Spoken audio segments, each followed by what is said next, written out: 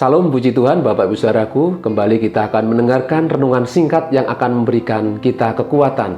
Kali ini tema akan saya beri judul Rancangannya Baik Bagi Kita.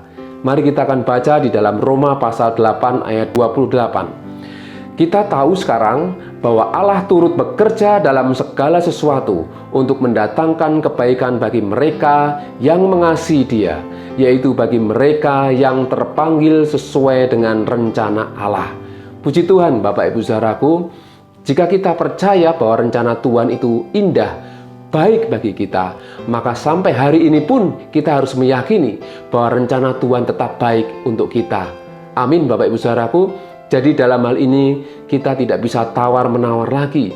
Kita tidak bisa berdebat dengan Tuhan. Karena apapun yang kita alami sampai hari ini, kita sedang dan masuk dalam rencana Tuhan. Mari kita akan melihat salah satu tokoh di dalam Alkitab, yaitu tentang Ayub. Bapak Ibu Saudaraku, kita tahu bahwa Ayub adalah nabi. Nabi yang luar biasa. Dia memiliki kehidupan yang saleh. Bahkan dia dikatakan orang yang jujur. Dan dia takut akan Tuhan dan menjauhi kejahatan. Bahkan dia juga orang yang terkaya pada zamannya. Dan kita tahu bahwa Ayub, dia juga mengalami masa-masa yang sangat berat, yaitu ketika harta kekayaannya habis, anak-anaknya mati, bahkan istrinya meminta dia untuk mengutuki Allah. Belum lagi tubuhnya yang dipenuhi dengan borok dan dia harus menggaruk pakai beling. Ini masa-masa yang sukar bagi si Ayub, Bapak Ibu Saudaraku. Jika kita pikir apa salah si Ayub, Bapak Ibu Saudara, memang kalau kita renungkan peristiwa Ayub ini, kita menjadi bertanya-tanya, apa kesalahan Ayub? Bapak Ibu Saudaraku, apakah itu rencana Tuhan? Apakah itu rancangan Tuhan? Kadang kita bertanya-tanya dalam hal ini. Namun kita tahu kisah Ayub, ketika dia harus melewati masa-masa yang sukar, dia tetap menjaga hidupnya. Bagaimana dia tidak mau berdosa kepada Allah. Bagaimana dia bisa menahan dirinya untuk tidak melakukan kesalahan. Walaupun dia sempat mengutuki hari kelahirannya, namun dia tetap menjaga hatinya untuk tetap berkenan di hadapan Tuhan. Ini yang menjadi perenungan kita. Jadi jika ada orang yang berdosa, bersalah, dan dia menerima hukuman, itu mungkin sudah sewajarnya.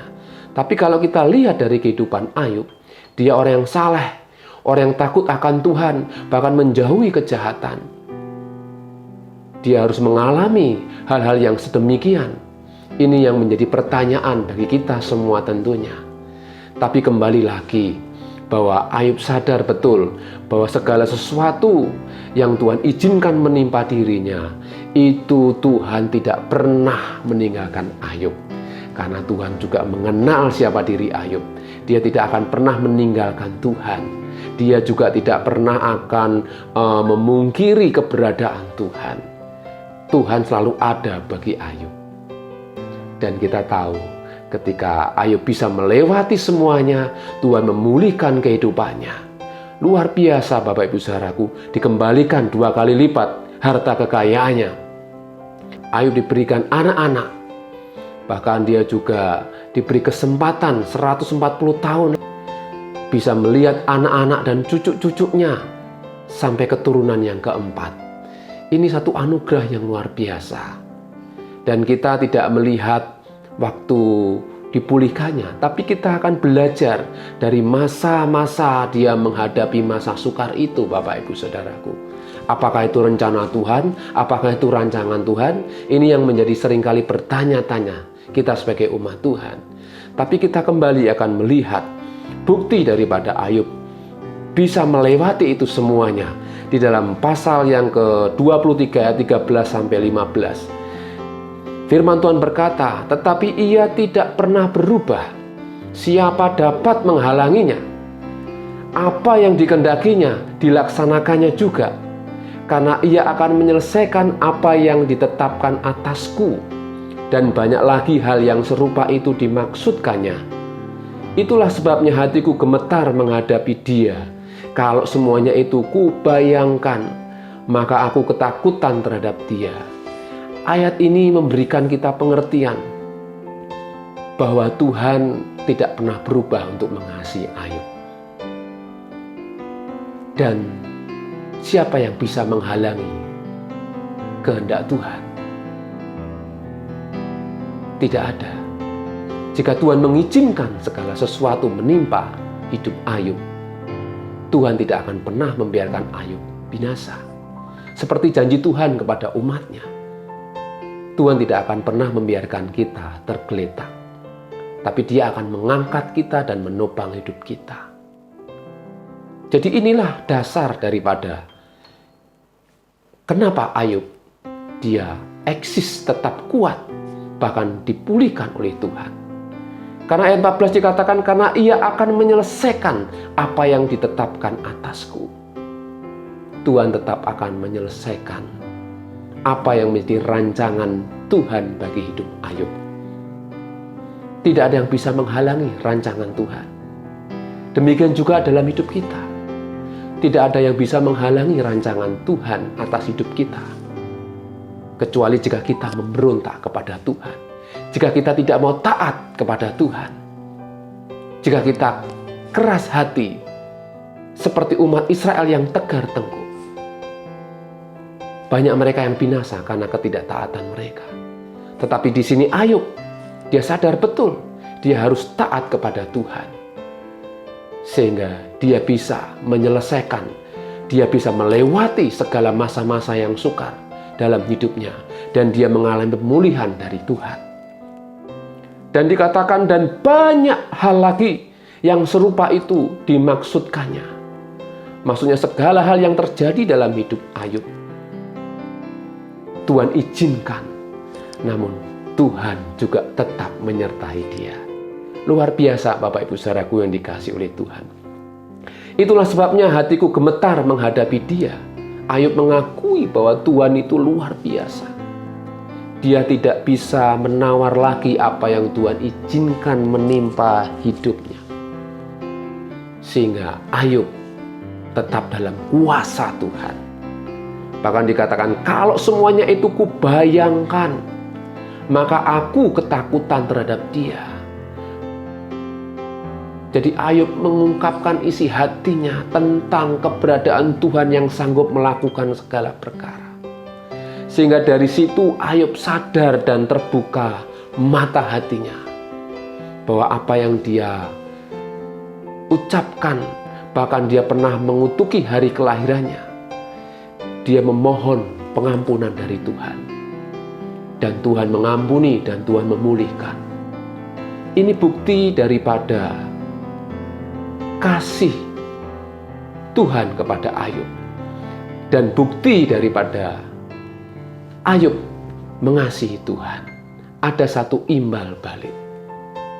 Sehingga dalam hal ini kita bisa belajar Bapak Ibu Saudaraku, bagaimana rencana Tuhan, rancangan yang indah itu terjadi dalam hidup kita jika kita memiliki kasih yang penuh kepada Tuhan.